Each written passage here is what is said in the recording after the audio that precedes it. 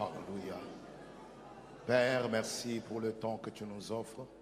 Parle-nous maintenant et visite-nous. Assiste-nous. C'est en ton nom que nous avons ainsi prié et nous disons Amen. Quelqu'un peut acclamer pour la présence de Dieu.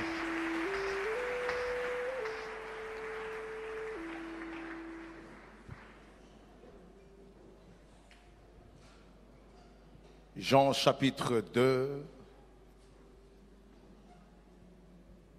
à partir du premier verset jusqu'au 11e. J'honore la présence de tous nos fils spirituels qui sont venus nous assister ce soir, et en particulier mon bureau de Kinshasa. J'honore votre présence, j'honore la présence du prophète Hervé, la présence de l'homme de Dieu Eric. Vous tous, vous tenir debout, nous honorons votre présence, le bureau, les membres de la famille, les personnes qui sont attachées à nous. Dieu vous bénisse. Merci, Dieu vous bénisse. Jean chapitre 2, 1 jusqu'à 11, que nous dit la Bible? Nous honorons la parole du Seigneur. Il est écrit, 3 jours après, il y dénonce à Cana, en Galilée. La mère de Jésus était là. Et Jésus fut aussi invité aux noces avec ses disciples. Le vin ayant manqué, la mère de Jésus lui dit, ils n'ont plus de vin. Je veux qu'on répète cette phrase ensemble. 4. Le vin. La mère de Jésus lui dit, je veux qu'on le répète encore une 3e fois. 4.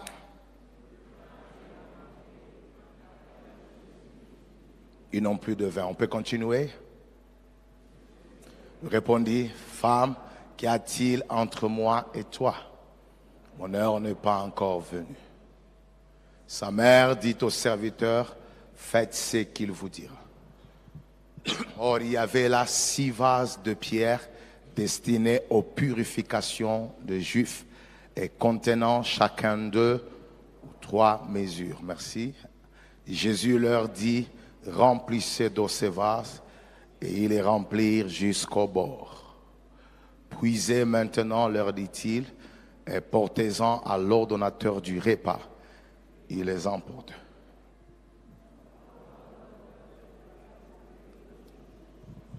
Ne sachant d'où venait ce vin, tandis que le serviteur qui avait puisé l'eau le savait bien, il appela le pou. Et il lui dit, tout homme sert d'abord le bon vin, puis le moins bon après qu'on s'est enivré. Toi, tu as gardé le bon vin jusqu'à présent. Tel fut à Cana en Galilée le premier des miracles. Sa gloire se manifesta et ses disciples crurent en lui. Nous pouvons nous asseoir.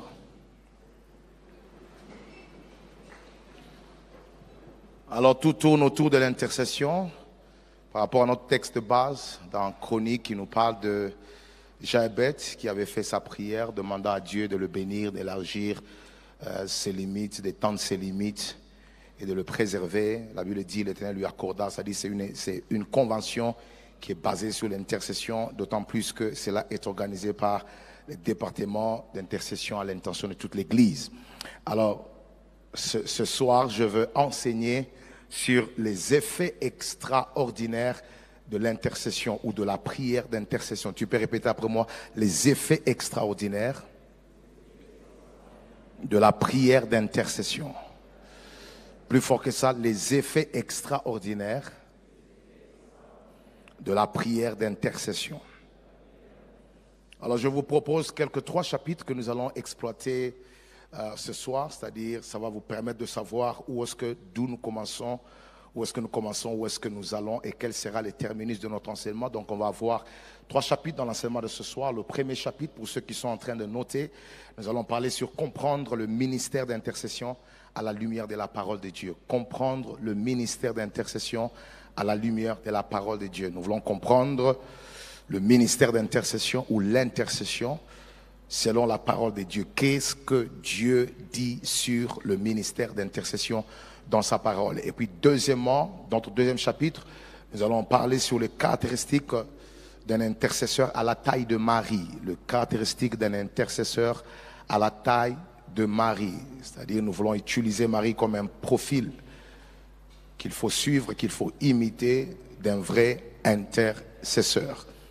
Et troisième chapitre que nous allons exploiter, ce sont les effets extraordinaires de la prière d'intercession. Nous voulons voir quelles sont les choses inhabituelles, quelles sont les choses rares que l'intercession est capable de produire ou de manifester dans la vie d'une église, dans la vie d'un département, dans la vie d'une nation, dans la vie d'un pays, dans la vie d'une ville. Qu'est-ce que l'intercession est capable, disons, de produire? Nous avons un texte ici qui nous parle du tout premier miracle de Jésus-Christ. Il y avait fête, c'était dans un cadre de mariage, il y avait une grande fête qui a été organisée de mariage. 2 personnes étaient en train d'entrer dans le lien sacré du mariage. Et apparemment, selon les commentateurs bibliques, ces couples avaient un lien particulier avec Marie.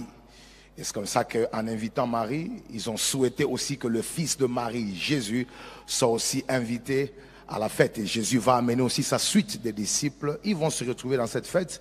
Mais au cours de la fête, la Bible va nous faire voir qu'à un certain moment, le vin avait manqué.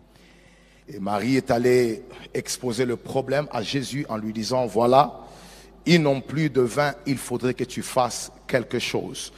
Et Jésus va lui dire, femme, qu'y a-t-il entre moi et toi? Malgré qu'il a dit que mon heure n'était pas encore venue, mais j'aime la suite du verset. Marie va dire au serviteur, faites ce qu'il vous dira.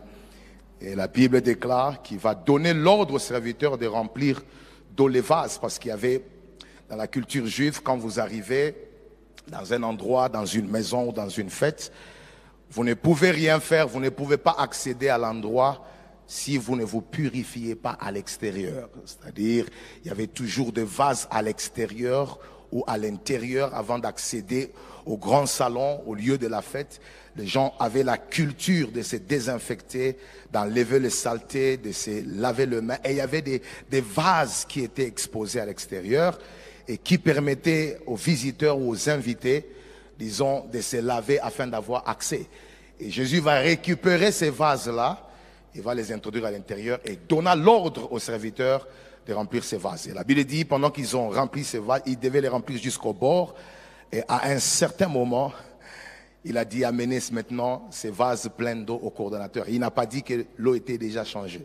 C'est celui qui a goûté qui s'est rendu compte que l'eau qui avait rempli le vase était déjà changée en vin. Et ce qui m'intéresse dans les textes, c'est de constater que ceux qui ont goûté le vin ne savaient pas d'où venait le vin. Vous savez, il y a un grand danger d'être bénéficiaire de choses de Dieu sans connaître le Dieu des choses.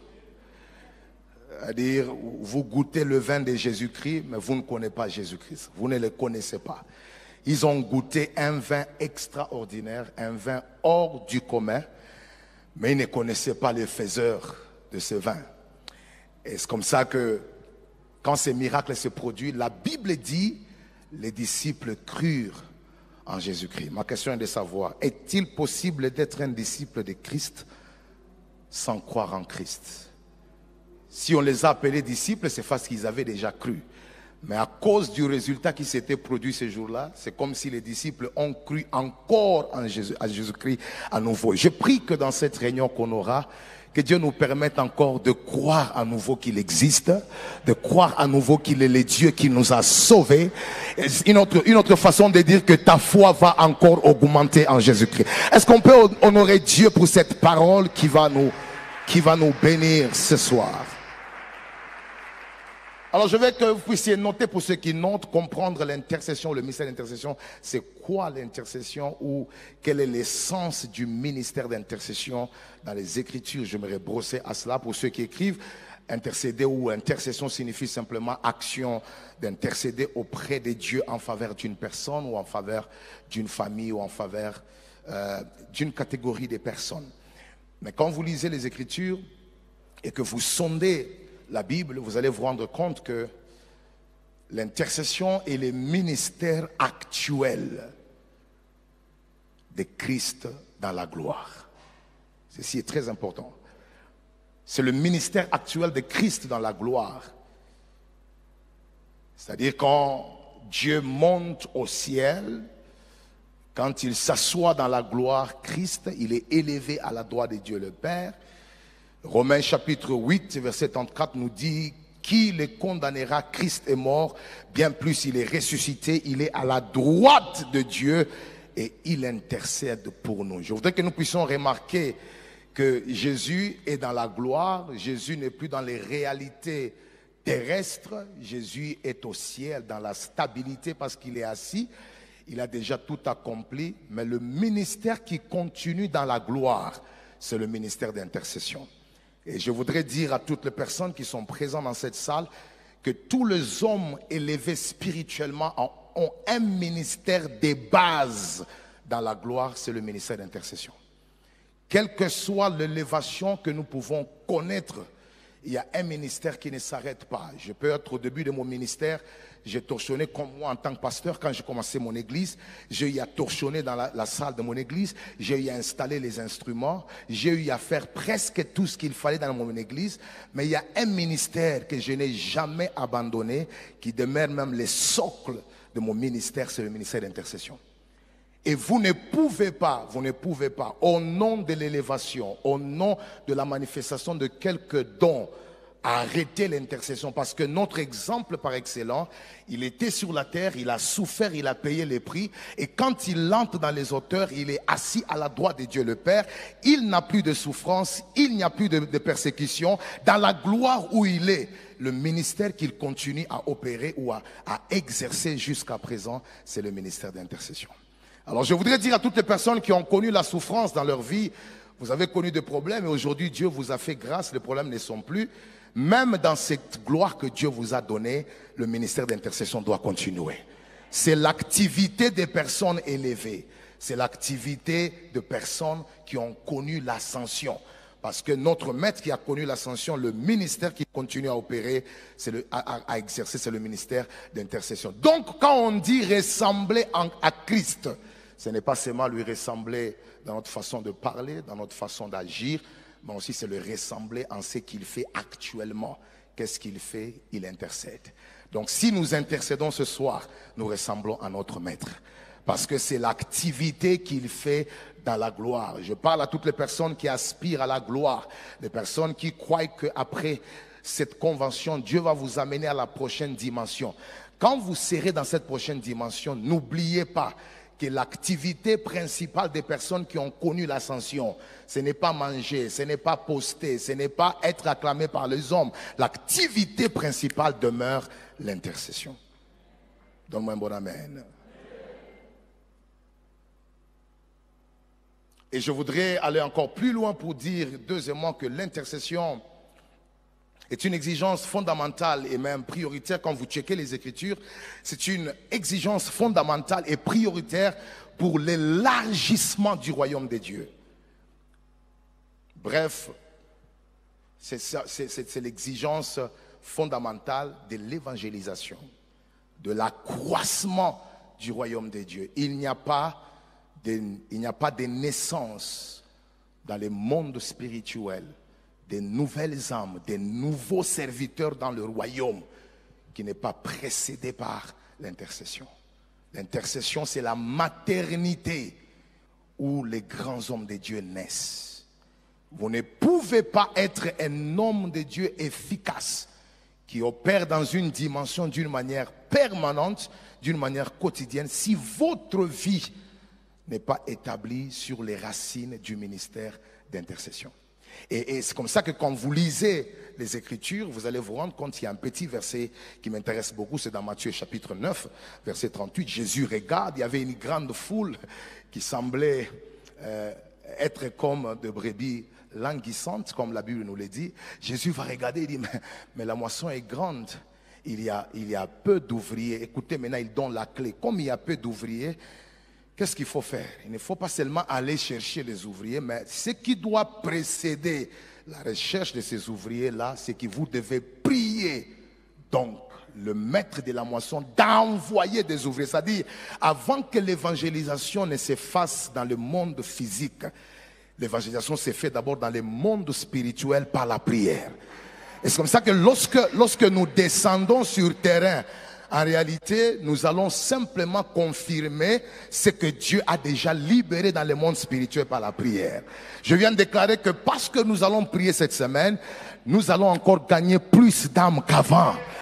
Oui, parce que c'est dans la prière, c'est dans l'intercession où Dieu permet la naissance de nouvelles âmes, Dieu permet la naissance de nouveaux ministres.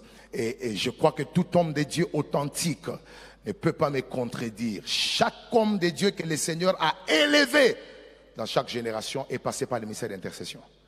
S'il n'est pas passé, il a sauté une étape très importante dans laquelle Dieu forme, dans laquelle Dieu nous taille. Vous ne pouvez pas accéder à certains mystères du royaume de Dieu si vous ne bâtissez pas votre vie dans le ministère d'intercession.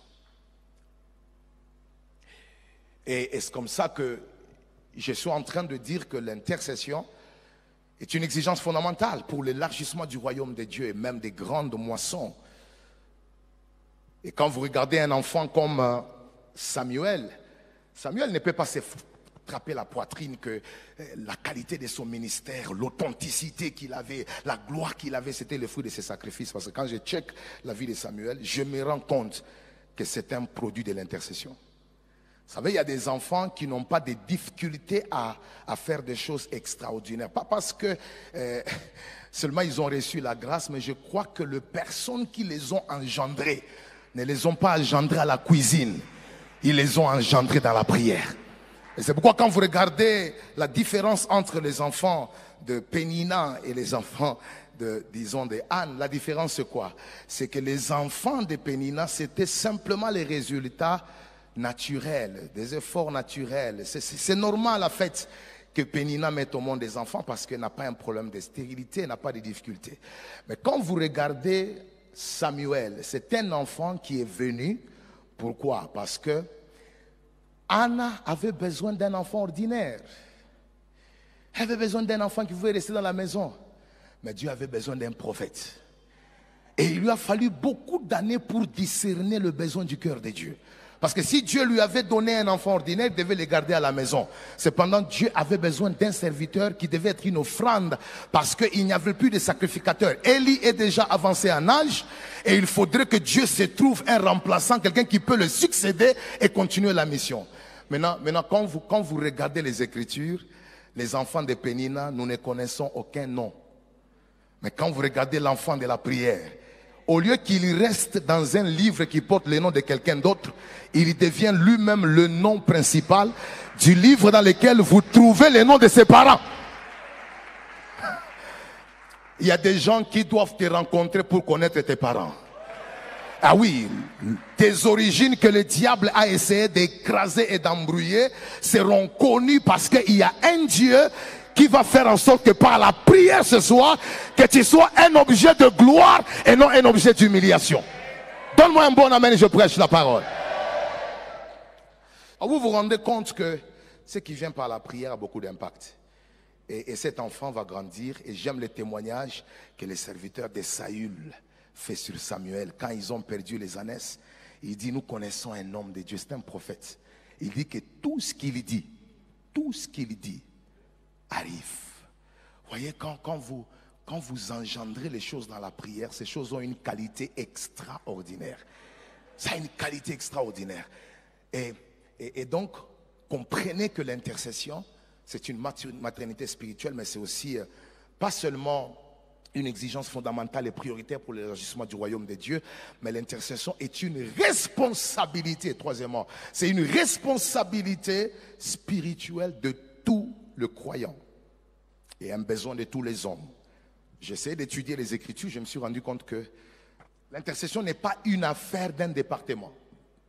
Lisez les Écritures, vous allez voir, quand vous checkez les épîtres, vous allez vous rendre compte que l'intercession n'est pas une affaire d'un département. Bien qu'il peut y avoir un département comme celui-ci qui organise l'intercession. Mais quand vous checkez les Écritures, vous vous rendez compte que c'est une responsabilité spirituelle de tous les croyants. C'est-à-dire en général de toute l'Église. Et puis c'est un besoin de tous les hommes. C'est un besoin. Même ceux qui ne connaissent pas Dieu, Dieu les a mis sur la liste de ceux qui ont réellement besoin de notre intercession. Je veux qu'on nous lise 1 Timothée chapitre 2, 1 jusqu'à 4. Regardez un peu ce que l'apôtre Paul est en train de dire. Et bientôt nous allons couler dans le fond de notre enseignement. Est-ce qu'on peut lire ensemble? 4. J'exhorte donc avant toute chose à faire de prières, des supplications, des requêtes, des actions de grâce. Pourquoi? Pour qui? Pour tous les hommes. Maintenant, continuez. Pour les rois et pour tous ceux qui sont élevés en quoi? En dignité. Écoutez maintenant. On vous dit que c'est une responsabilité de tout et on nous donne même la raison. On nous explique pourquoi est-ce que c'est une responsabilité des croyants. On nous explique, continuez, afin que nous puissions quoi? Nous menions une vie paisible et tranquille. C'est comme qui dirait, ce qui conditionne aussi une vie paisible et tranquille, c'est l'intercession de l'Église. Afin que nous menions une vie paisible et tranquille, et en quoi? En toute piété et quoi? Et honnêteté. Maintenant, j'aime la suite. Cela est quoi? Est bon et agréable. Devant qui? Devant Dieu notre Sauveur. Maintenant, écoutez la suite. On veut nous dire qu'est-ce que l'intercession fait dans la suite, à part le fait qu'il peut nous aider à mener une vie. Parce qu'il dit qu'il veut que tous les hommes soient quoi? Soient sauvés et parviennent à quoi? À la connaissance de la vérité. En d'autres termes, si l'Église n'amène pas l'intercession à un niveau très élevé, nous allons connaître un problème pour briser l'incrédulité de certaines personnes. Parce que ce n'est pas seulement notre façon de parler qui brise l'incrédulité des hommes.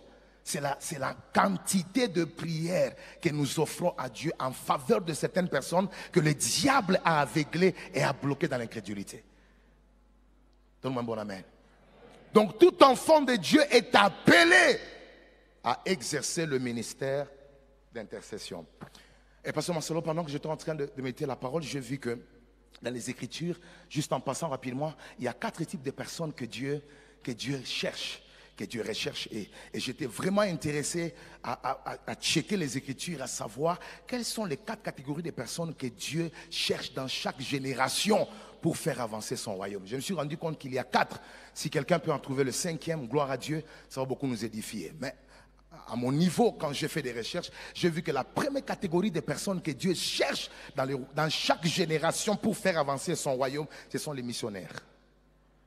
Dieu est toujours à la recherche des missionnaires dans chaque génération. Regardez Ésaïe chapitre 6, qu'est-ce que nous dit la Bible? Dieu dit à Ésaïe, qui enverrai-je? Et puis qui ira pour nous? En d'autres termes, Dieu est toujours à la recherche des missionnaires qui peuvent aller. Et je déclare que ce soir, parce que tu es venu en ces lieux, Dieu t'a trouvé. Dieu a besoin des gens qui peuvent aller en mission pour lui. Des gens qui peuvent donner leur vie afin de le représenter quelque part. Je déclare que tu n'es pas venu sur la terre seulement pour construire des maisons, seulement pour étudier, seulement pour que toi tu sois la personne que les gens verront. Tu es venu sur la terre parce que Dieu a besoin d'un missionnaire qui peut les représenter quelque part et qui peut parler en son nom.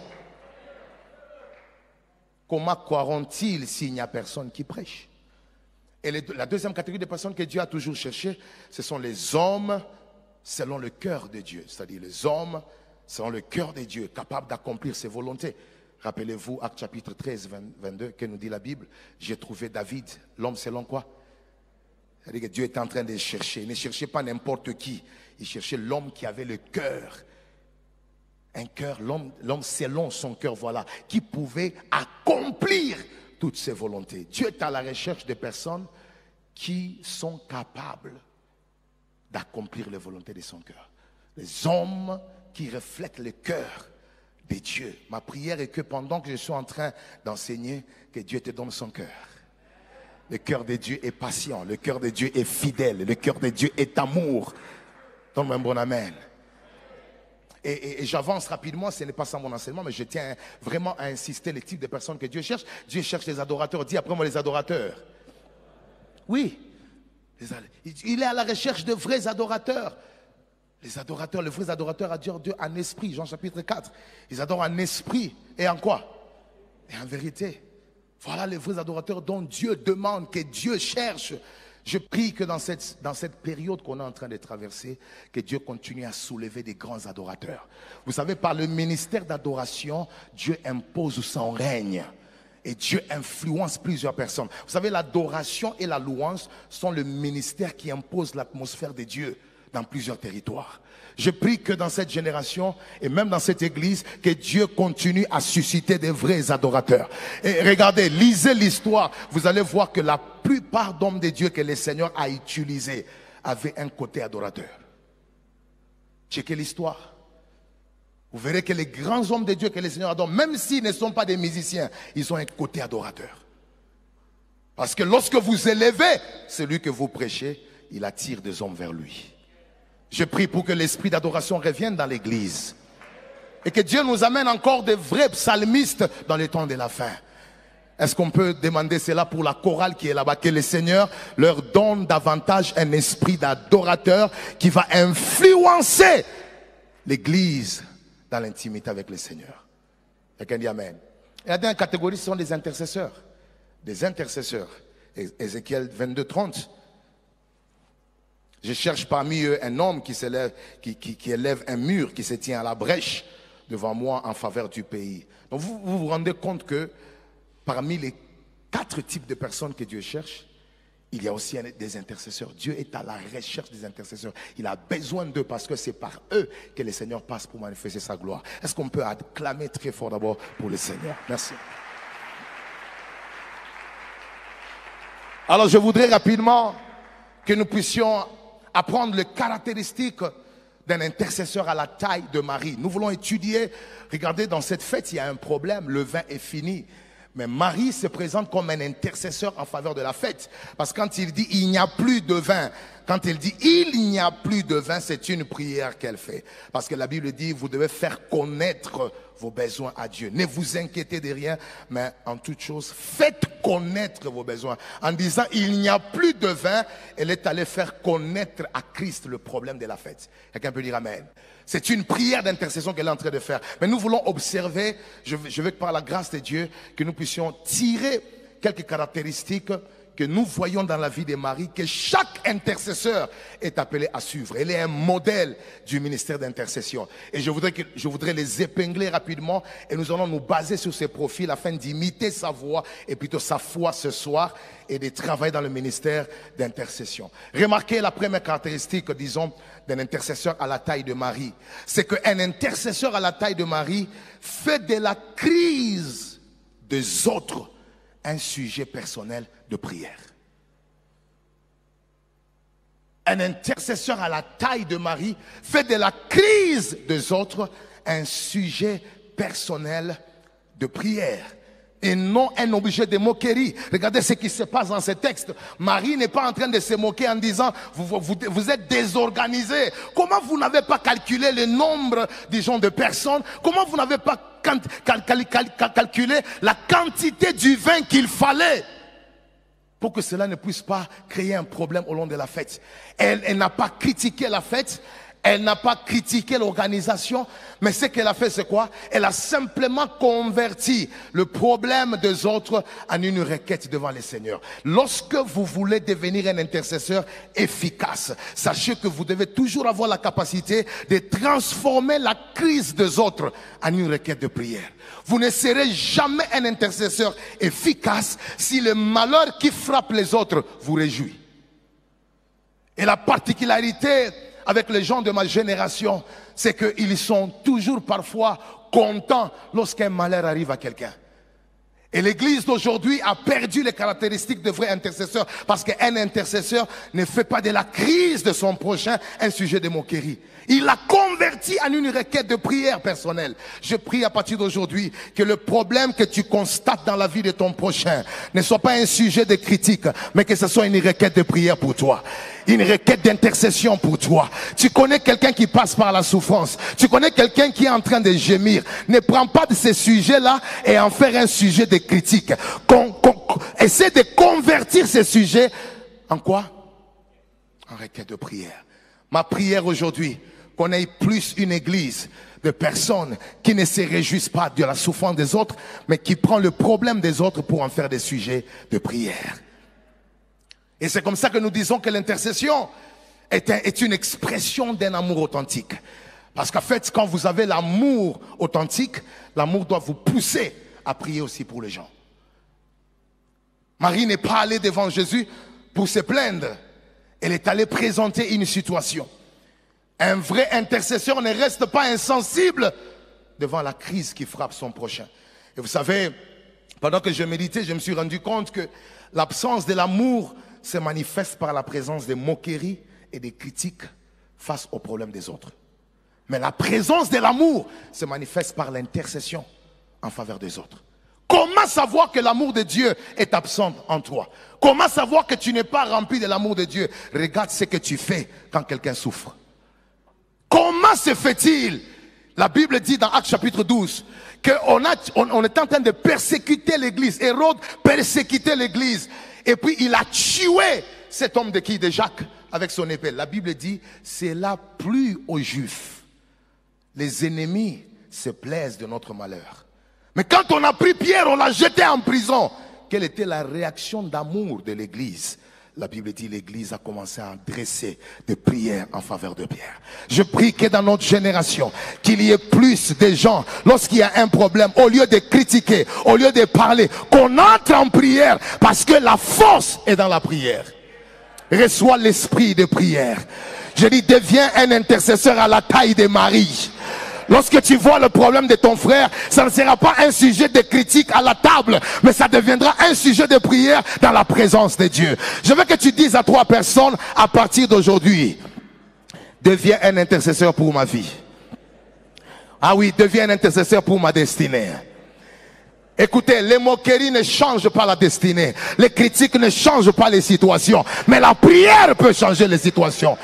Et je viens déclarer dans la soirée d'aujourd'hui, tout problème qui fait mal à ton frère peut devenir ta requête de prière. Peut devenir ta requête de prière. Et deuxième chose que j'aimerais que je découvre sur le caractéristique d'un intercesseur à la taille de Marie, c'est qu'un intercesseur à la taille de Marie a le fardeau de voir les succès des autres. A le fardeau de voir la réussite des autres. Ah oui, un intercesseur a les fardeaux. Quand elle va devant Jésus en disant ils n'ont plus de vin, ce n'est pas seulement qu'elle voulait faire connaître le problème. Ce n'est pas seulement qu'elle a transformé le problème des autres en une requête, mais elle avait un fardeau de voir ces mariages-là réussir. Elle avait un fardeau, le souci de voir cette fête-là être couronnée par la grâce, être couronnée par la bénédiction. J'aimerais dire à tout celui qui m'écoute, vous ne serez jamais présent dans l'intercession si vous n'avez pas un fardeau. C'est le fardeau que nous portons qui nous pousse en prière. Marie avait le fardeau, elle portait tellement à cœur ce couple. Elle voulait que ce couple puisse avoir une mémoire et un souvenir très agréable de leur premier jour dans le mariage. Elle est allée sauver la réputation de la fête. Imaginez-vous une fête qui n'est qu'au début, mais il n'y a pas de vin. Les gens en parleront. Toutes les fois qu'on parlera de ces couples, de génération en génération, même le couple qui se marie dira vraiment ces jours-là, on avait connu un problème. Mais parce qu'ils avaient invité quelqu'un qui avait un fardeau. Je prie que dans la soirée d'aujourd'hui, qu'on n'ait pas seulement des gens qui viennent prier, mais qu'on ait des gens qui ont un fardeau. Le fardeau de voir la nation se développer. Le fardeau de voir les familles être délivrées. Le fardeau de voir les églises être restaurées. Le fardeau de voir le surnaturel revenir dans l'église. Celui qui me dit amen, que Dieu dépose en toi un fardeau. Le plus grand problème que nous avons aujourd'hui, on a des personnes qui prient, mais ils n'ont pas le fardeau. Est-ce que vous savez que c'est le fardeau qui convertit le cœur d'un croyant en un sanctuaire d'intercession? Parce que quand vous avez le fardeau, vous ne priez pas seulement dans un lieu spécifique. Vous marchez avec le fardeau partout où vous vous trouvez. Si vous avez 5 minutes libres, vous avez 10 minutes libres. Parce que c'est un fardeau qui pèse, vous commencez à prier. Même pendant que je prêche, celui qui a un fardeau prie déjà. Il n'a pas besoin d'attendre le signal de la prière. Pourquoi? Parce que c'est un fardeau. C'est un souci. Et pendant cela, j'ai compris que ton onction ne peut couler que dans le domaine du fardeau que tu portes. Vous ne deviendrez jamais puissant dans un domaine quelconque si vous ne portez pas un fardeau lié à ce domaine-là. Écoutez, je vais vous dire une chose. Vous voulez opérer dans la guérison, vous devez avoir un fardeau pour le malade. Vous voulez couler dans la puissance de délivrance, vous devez avoir un fardeau pour les posséder. Vous voulez couler dans les domaines politiques, vous devez avoir un fardeau pour la politique. Vous ne pouvez, votre onction ne peut couler que dans les domaines du fardeau que vous portez. C'est quoi le fardeau que tu portes? C'est quoi le fardeau? C'est quel fardeau que tu portes? Pose la question à ton voisin, quel est le fardeau que tu portes? C'est quel fardeau que tu portes? Et quand tu as un fardeau, c'est ce fardeau qui te pousse en prière. Vous savez, à un certain moment, le corps peut se fatiguer. Mais quand le fardeau pèse, tu vas commander au corps de te lever, de se tenir debout et aller en prière. Parce qu'aussi longtemps que tu n'es pas encore satisfait par rapport à une situation, le fardeau va te pousser en prière. Je prie que Dieu commence à déposer les fardeaux. Oui, les fardeaux pour la restauration. Est-ce que tu sais que tu peux être ici? Dieu te donne le fardeau d'être un intercesseur à vie de la vie de ton pasteur. Et Dieu te bénira à cause de ça. Même s'il ne sait pas. Mais parce que c'est un fardeau auquel tu réponds, Dieu commencera à te bénir à cause de cela. Je prie qu'il y ait plusieurs personnes dans ces lieux qui vont recevoir le fardeau. Le fardeau de leur ministère. Dis après moi, je reçois cela. La troisième caractéristique, j'avance rapidement, c'est qu'un intercesseur à la taille de Marie a une révélation personnelle sur Christ qui constitue le fondement de sa foi et de sa prière. Écoutez, un intercesseur a une révélation personnelle sur Christ qui constitue le fondement de sa foi et de sa prière. Écoutez, vous ne pouvez pas être efficace dans la prière si vous n'avez pas une révélation personnelle sur la personne de Christ. Il vous faut une révélation sur Christ pour que votre intercession puisse être efficace. Prier sans une révélation de la personne de Christ peut vous faire rater. Votre prière n'aura pas tellement d'efficace. Et vous n'aurez pas suffisamment d'énergie de la foi pour manifester votre ferveur dans la prière. Vous savez, quand je lis les Écritures, je me rends seulement compte que ce miracle est le premier miracle de Jésus-Christ. Parce que il faudrait que Marie qui fait la prière puisse avoir la révélation. C'est sur base de quoi que Marie est allée demander à Jésus, ils n'ont plus de vin, fais quelque chose. Parce que la Bible dit c'est le premier miracle. Ça dit pendant 30 ans, Jésus n'a jamais opéré un miracle. Maintenant le problème est de savoir, quand au milieu de la fête, tu laisses tout le monde et tu vas vers quelqu'un, tu lui dis ils n'ont plus de vin. C'est sur base de quelle révélation? C'est sur base de quoi? Parce qu'il n'y a pas un fondement avant qui prouve que Jésus peut changer l'eau en vin. Alors quand tu vas vers quelqu'un, tu lui dis ils n'ont plus de vin. C'est-à-dire tu veux lui dire qu'il peut changer le vin. Alors quelle est la révélation, Marie, que tu as toi dans ton esprit de demander à celui que tu n'as jamais vu faire?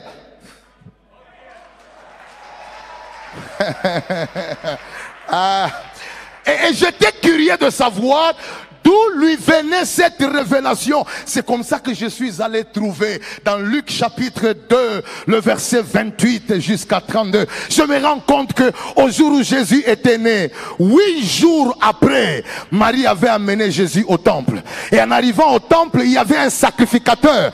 Ce sacrificateur répondait du nom de Siméon. Quand Siméon est entré dans le temple, la Bible dit, il est reçu dans quoi? Dans ses bras. Et dit quoi? Bénis Dieu. Et puis dit, allons-y, maintenant Seigneur, tu laisses ton serviteur s'en aller en quoi? En paix. Selon quoi? Selon ta parole. Maintenant continuons. Car mes yeux ont vu quoi?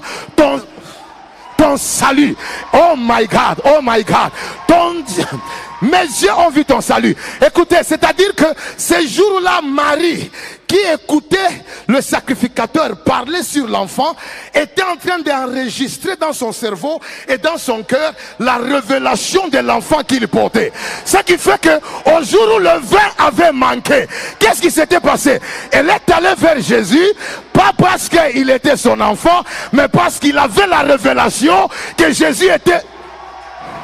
Il était le salut d'Israël. My God, je voudrais déclarer ce soir, quand nous allons prier, nous n'adressons pas la prière à un homme faible, nous n'adressons pas la prière à quelqu'un qui a échoué, nous adressons la prière à celui qui est le salut de l'humanité tout entière.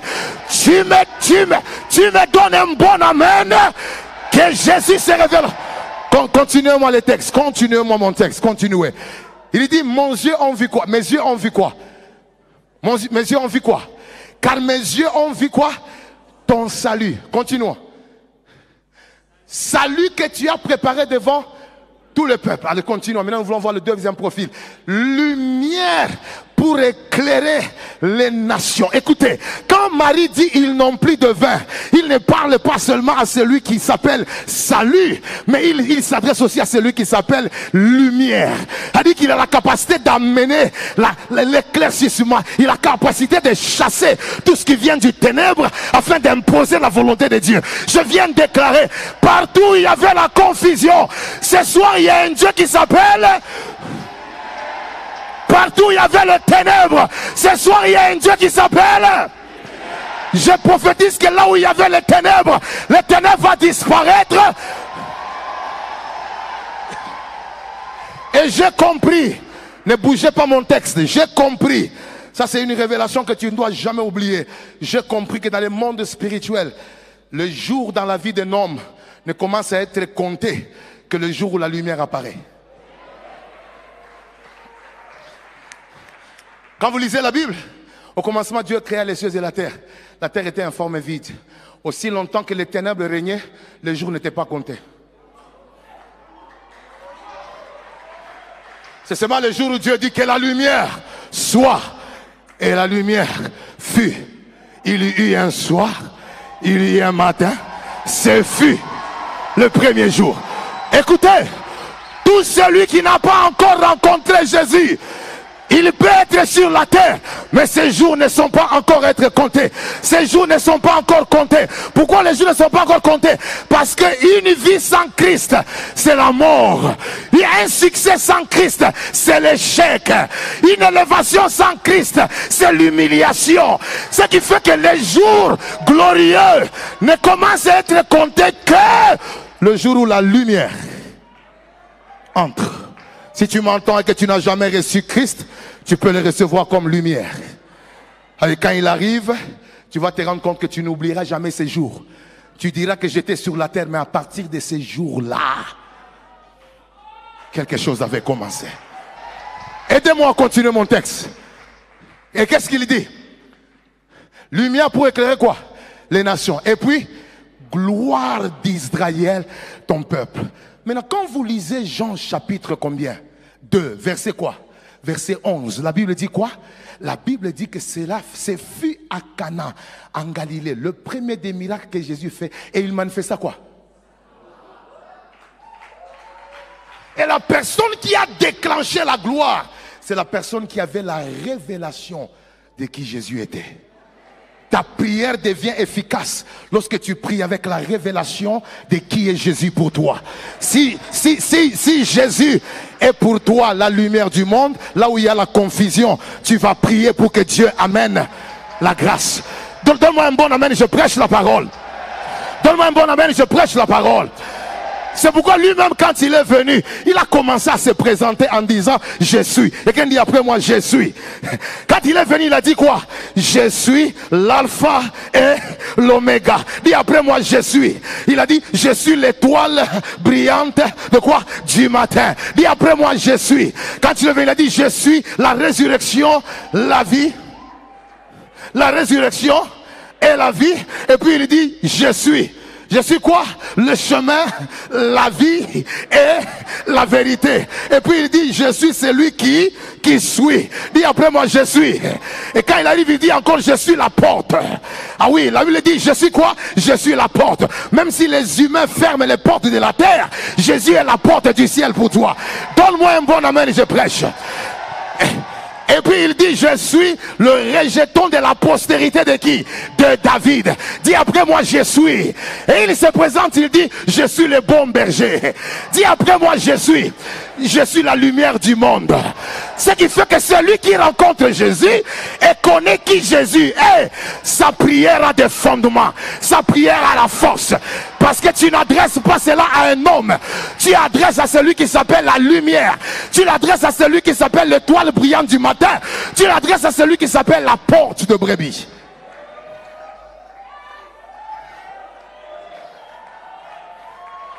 Donne-moi un bon amen, je prêche.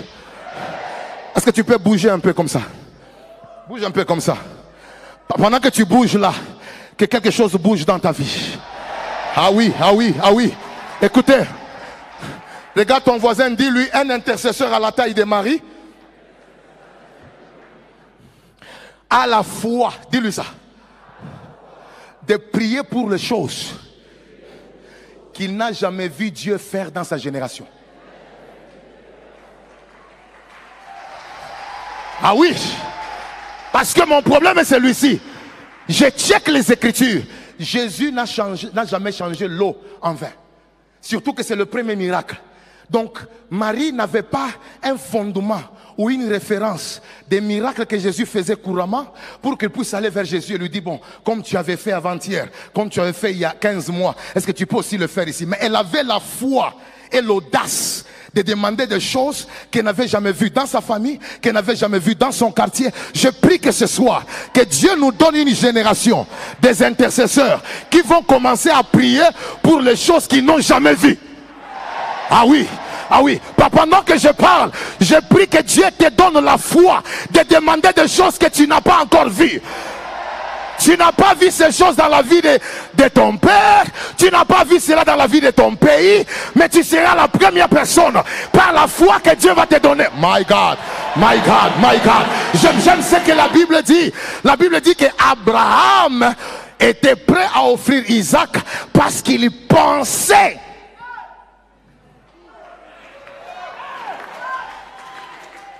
que Dieu pouvait le ressusciter. Maintenant, j'ai checké. Abraham commence son histoire où? Dans Genèse, chapitre quoi? 11, et puis l'appel commence dans chapitre 12. Maintenant, quand vous regardez chapitre 1, chapitre 2, chapitre 3, Dieu n'a jamais ressuscité un mort. Ce qui fait que Abraham n'a pas une référence qui peut l'aider à dire que voilà, comme Dieu avait ressuscité l'enfant de Lot, comme il avait ressuscité, mais il a la foi de demander des choses et de penser à des choses qui n'a. Oh my God, oh, je viens de déclarer que Dieu te donne la foi de faire pousser les jambes. Que Dieu te donne la foi de faire apparaître les yeux. Manda Bakaya. Celui qui me donne un bon amen reçoit une Mandarashata. Si tu me donnes un bon amen, à partir d'aujourd'hui, laisse les hommes te combattre physiquement, mais ne les permets pas d'entrer dans ton cerveau. Vous pouvez écouter, vous pouvez me combattre physiquement, mais vous ne pouvez pas m'empêcher de penser et de croire à des choses que l'œil n'a point vu, que l'oreille n'a point entendu, des choses qui ne sont point montées dans le cœur de l'homme, mais des choses que Dieu a préparées pour ceux qui l'aiment. Celui qui me donne un bon amen. Ah oui, je commence à te communiquer les pensées de choses que tu n'as jamais vues. Une église que tu n'as jamais vue, un ministère que tu n'as jamais vu, des miracles que tu n'as jamais vus. La Bible déclare dans Actes chapitre 19, Dieu faisait de miracles extraordinaires par le main de l'apôtre Paul. Extraordinaire signifie quoi? Extraordinaire signifie des miracles inhabituels. Extraordinaire signifie quoi? Des miracles qui sont rares. Extraordinaire signifie quoi? Des miracles qui ne sont pas comptés parmi les communs des mortels. Je viens déclarer à partir d'aujourd'hui que Dieu t'introduise dans la chambre et dans les corridors de personnes qui font des choses rares. Je te donne d'abord 1 minute. Tu vas demander 1 minute seulement. Non, presque même 2 secondes. Déclare un peu une chose que tu n'as jamais vue. Je veux que tu le déclares avec foi. Dans l'atmosphère, il y a la gloire. Ah oui. Maintenant, si tu as fini, célèbre l'arrivée de la chose.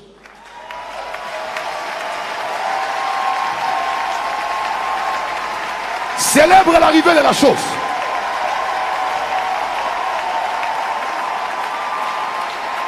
Célèbre l'arrivée de la chose.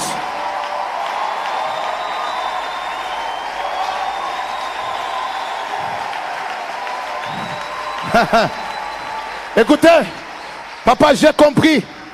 Un intercesseur à la taille de Marie expose le besoin à Dieu mais il n'impose pas à Dieu la voie de l'exaucement. Répète après moi. Un intercesseur à la taille de Marie expose le besoin à Dieu, mais il ne l'impose pas la voie de l'exaucement. C'est pourquoi Marie a dit simplement, ils n'ont pas de vin. Mais Jésus lui a répondu, mais qu'y a-t-il entre moi et toi? Au lieu de lui dire, voilà, mais tu peux prendre ça, tu fais ça, tu mélanges, Marie est allée dire au serviteur, faites ce qu'il vous dira. Comme pour dire, moi ma part est de prier, mais les pistes de solution et d'exaucement ne dépendent pas de moi. La plus grosse erreur de beaucoup d'intercesseurs et de cette génération, c'est de prier et puis commencer à dicter Dieu. Dieu n'est pas ton ami. Dieu n'est pas de notre âge. Il est l'ancien de jour. C'est lui qui connaît par où entrer et par quelle voie manifester l'exaucement de ta prière. Toi, ton affaire, c'est de quoi? C'est de prier. Toi, ta responsabilité est de quoi? Et de prier. Mais les voies de solution appartiennent à qui? Dépendre totalement de Dieu, c'est aussi attendre le voie qu'il va utiliser dans sa souveraineté pour répondre à ma prière. Et c'est ça l'erreur du paralytique. Jésus te pose la question, veux-tu être guéri? Écoutez comment il répond. Je n'ai personne pour me jeter où? Dans la piscine. Parce que dans son cerveau, lui pensait que Jésus devait aussi le prendre pour le jeter dans la piscine. Parce qu'il veut donner déjà à Dieu une piste d'opération.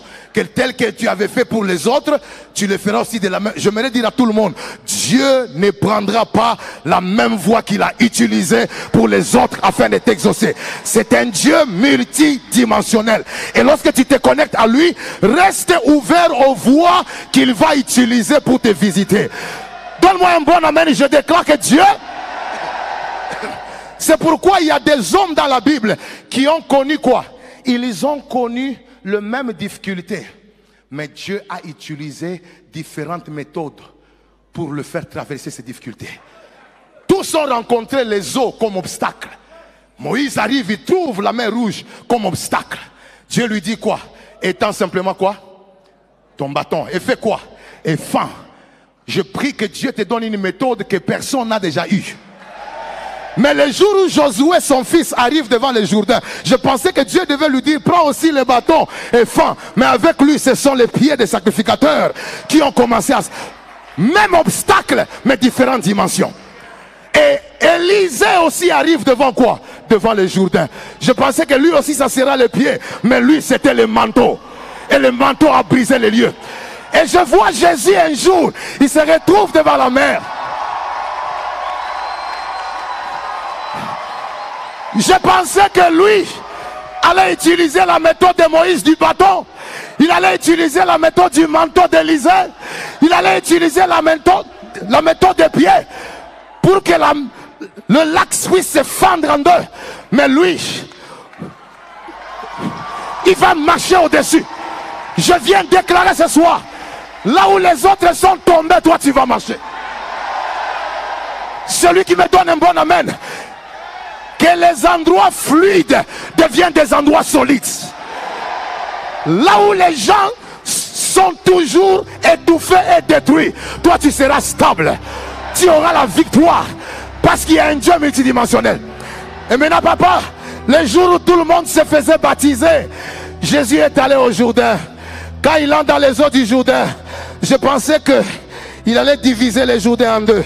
Au lieu que le Jourdain se divise, le ciel s'ouvre. Je prie ce soir que ton ciel s'ouvre. Je prie ce soir que ton ciel s'ouvre. Celui qui me dit un bon amen, je prêche la parole. Je prie que ton ciel s'ouvre. Papa, la Bible dit quand Jésus était au Jourdain et qu'il a prié, le ciel s'ouvrit. Maintenant, j'ai lu les 4 évangiles plus de 12 fois. Parce que j'étais à la recherche d'un verset qui devait dire et le ciel se ferma.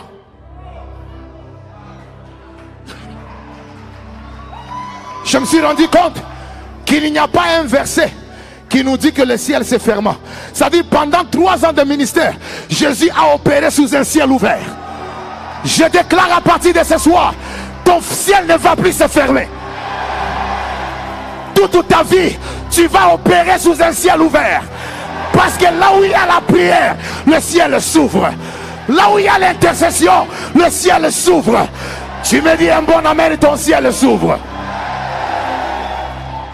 Bouge un peu comme ça. Lara kabayanda.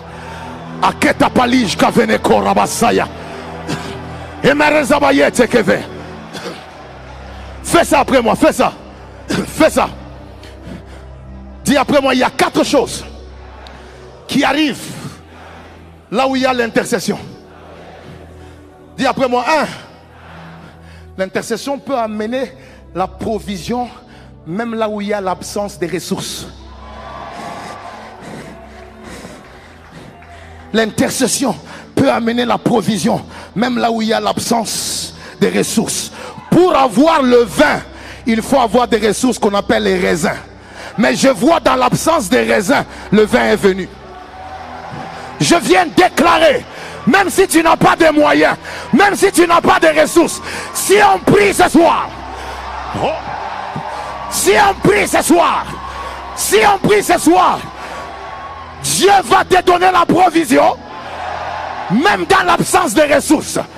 Je sais que tu n'as pas de capital pour commencer les affaires. Je sais que tu n'as pas de contact pour avancer.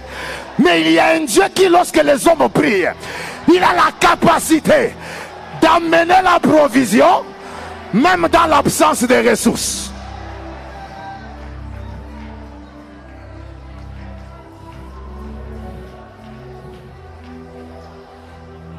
La prière peut vous donner la vitesse et amener rapidement vers vous ce qui demandait beaucoup de processus.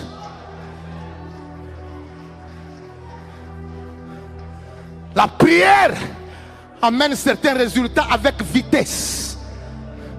C'est un accélérateur des résultats. Pour avoir le raisin, il y a plusieurs étapes. Pour avoir le vin, il y a plusieurs processus. Premier processus, il faut planter la vigne. Deuxième processus, il faut attendre la saison de la récolte. Troisième processus, il faut maintenant cueillir. Après avoir cueilli, quatrième processus, il faut la clarification. En d'autres termes, le filtrage. Il faut broyer, le broyage.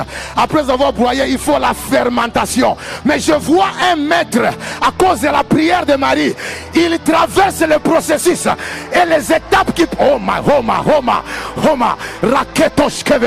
Je viens déclarer, il y a des gens qui sont en retard parce que le diable avait amené l'esprit de distraction. Dieu veut vous donner la grâce par la prière de ce soir de vous accorder la vitesse. La vitesse. Certaines choses qui devaient prendre 3 ans prendront 3 semaines. Oh my God. Certaines choses qui devaient prendre 10 ans prendront 10 mois. Tu me donnes un bon amen. Reçois la grâce et la vitesse. Les gens seront étonnés. Dans une année tu construis des maisons. Dans une année tu bâtis. Dans une année tu ouvres des entreprises. Dans une même année on t'épouse. Dans une même année tu fais Dubaï, tu reviens. Celui qui me donne un bon amen. Ce que ton père a fait après 50 ans, toi tu le feras en 5 mois. Parce que là où il y a la prière, là où il y a la prière, Dieu amène la vitesse. Dieu amène la vitesse. Dieu brise les longs processus. Celui qui me dit amen, la grâce arrive. Celui qui me dit amen, la grâce arrive. Celui qui me dit amen, la grâce arrive. Celui qui me dit amen, la grâce tombe.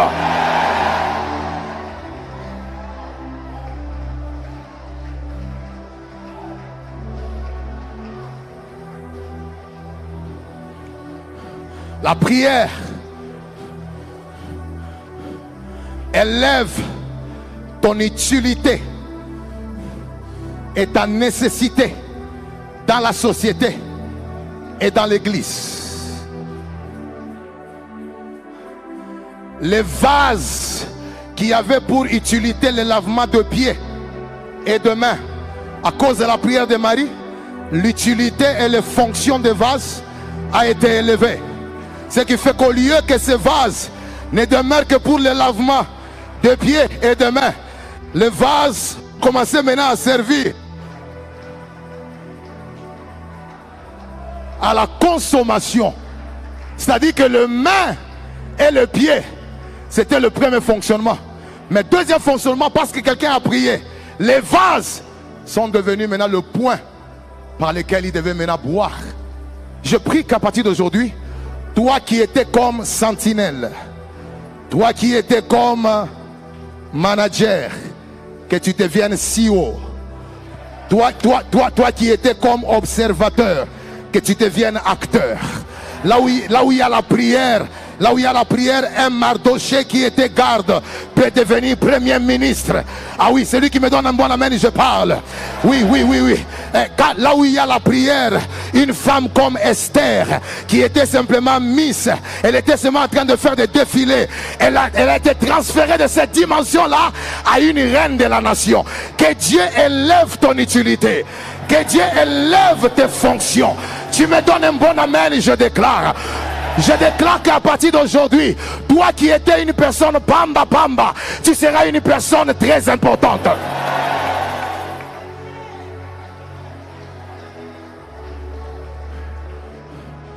Levez les mains.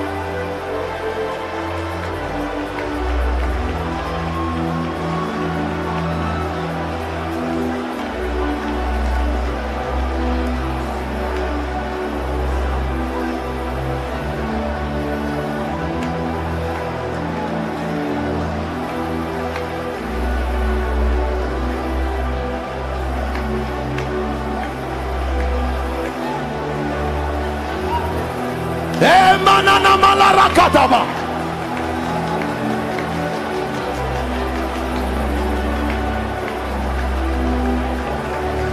Ibarene Peba.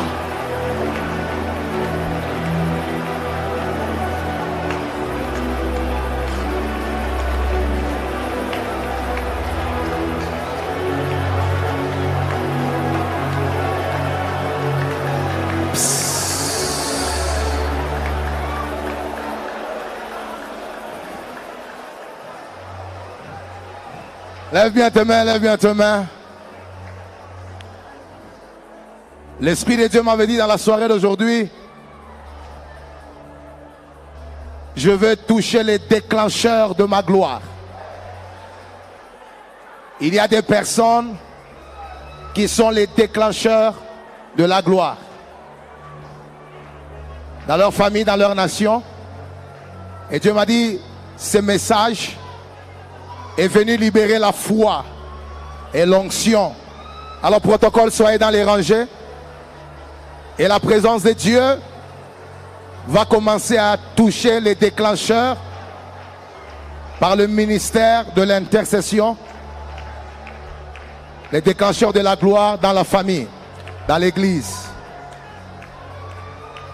Je lève ma main Et je prie et je demande au Saint-Esprit de glorifier Jésus et de confirmer sa présence, et que cette huile commence à passer dans chaque rangée. Maintenant. Maintenant. Maintenant.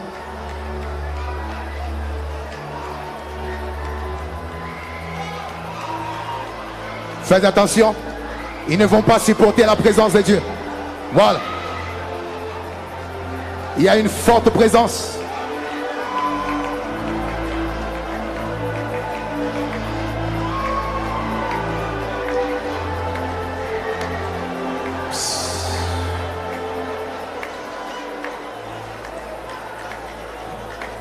Que le bien-aimé ici devant nous laisse légèrement de l'espace ici au niveau de la chair. Tenez-vous debout. Rentrez légèrement derrière.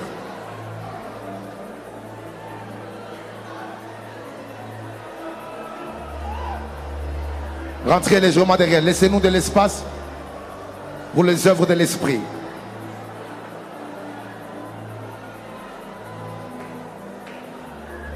Laissez-nous de l'espace. Merci. Ne regarde pas un homme. Il y a une forte grâce de Dieu qui est dans l'église. Et je demande aux intercesseurs de nous aider à localiser les personnes que Dieu est en train de toucher maintenant. Et la présence de Dieu va s'intensifier. Aidez-moi. Il y a une deuxième catégorie de personnes que Dieu est en train de toucher. Ce sont des intercesseurs prophètes. Aidez-moi rapidement. La présence de Dieu va les localiser. Ils sont partout dans la salle. Maintenant, amenez-le ici devant. Voilà. Ils ne vont pas supporter la présence de Dieu. Aidez-nous à créer de l'espace devant. Merci. Faites attention. Amenez-le. Ils ne vont pas supporter la présence de Dieu. Toute personne qui est au milieu de nous, que Dieu a déjà choisi pour être un intercesseur prophète, il n'a pas besoin de prophétiser dans une église, mais Dieu l'a choisi pour être la lampe de cette famille. Que Dieu commence à te oindre maintenant et que sa présence tombe sur toi. Maintenant. Maintenant. Maintenant. Amenez-le. Regardez là-bas. La présence de Dieu circule de partout.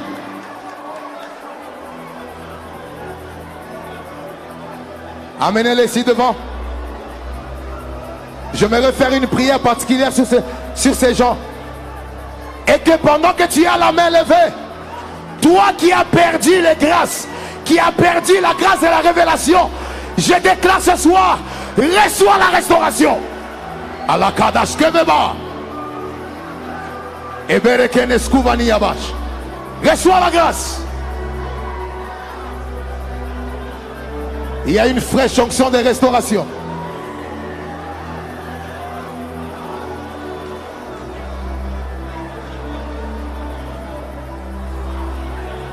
Voilà.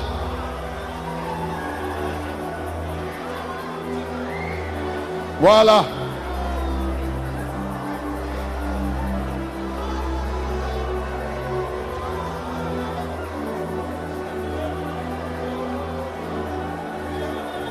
La présence de Dieu continue à s'intensifier. Troisième catégorie de personnes, levez le main. Levez le main. Toute l'église, on lève le main.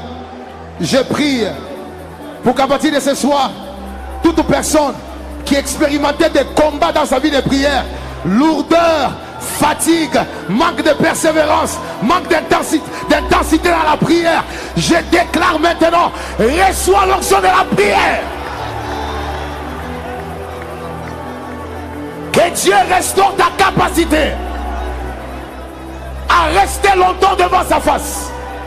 La même onction qui était sur Jésus, de prier toute la nuit, que cela vienne sur toi.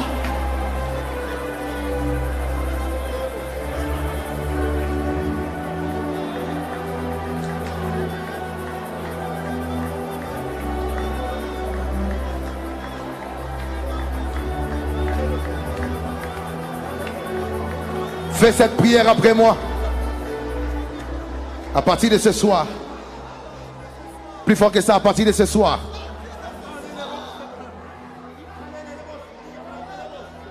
le problème de mon prochain devient une requête de prière pour moi. Mon amour pour les autres se manifestera par ma capacité à prier pour eux. Saint-Esprit, fais de moi un intercesseur à la taille de Marie. Donne-moi la foi de prier pour les choses que l'œil n'a point vues, de commander les choses que les oreilles n'ont point entendues. Au nom de Jésus-Christ. Maintenant, tout le monde va faire la prière, une forte prière en faveur d'une situation quelconque que tu as remarqué dans la vie de la famille, que tu as remarqué dans la vie de quelqu'un. Il y a une atmosphère d'exaucement ce soir. Entre dans la prière pour quelques minutes. Merci. Monte en prière. Monte en prière.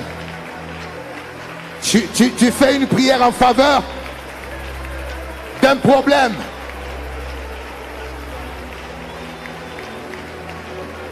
Vas-y. Et crois que pendant que tu le fais, Dieu est en train d'exaucer.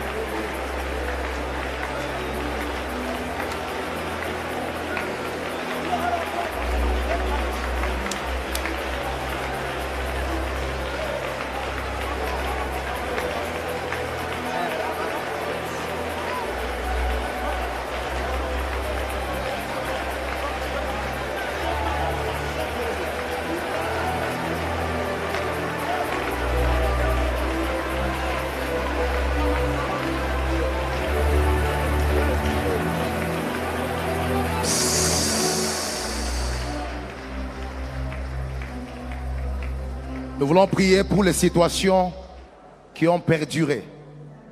Là où il y a la prière, Dieu peut briser le long processus. Quelqu'un peut dire Amen? Il y a des choses dans la souveraineté de Dieu qui demeureront,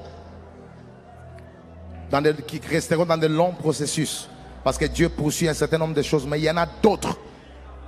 Dieu a la capacité de les raccourcir. Parce que l'ennemi peut aussi résister ton évolution, ton changement et ton accès à une certaine dimension. Nous allons prier pour que les choses, les situations qui ont duré pendant longtemps, que le même Dieu qui avait fait en sorte que le long processus du vin soit raccourci, ramène les résultats. Prions. Prie.